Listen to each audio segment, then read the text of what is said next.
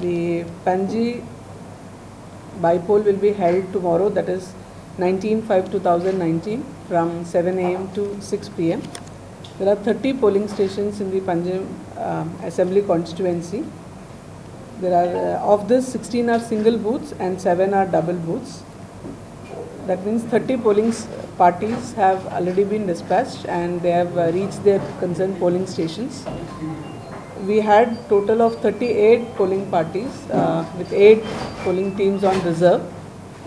They were given 2 rounds of training, and today from the Bambolim Athletic Sports Complex, which was the distribution center, they have been dispatched and all the polling parties have reached their respective polling stations.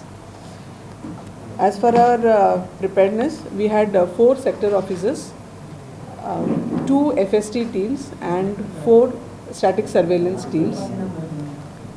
The monitoring of the Model Code of Conduct violation and the expenditure was being done.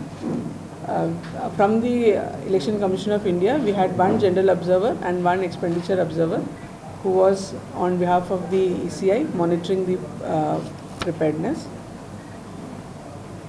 On the day of poll, we will be having 3 engineers from the ECIL and 5 troubleshooters to address to any issues, if at all, on the EVM machines.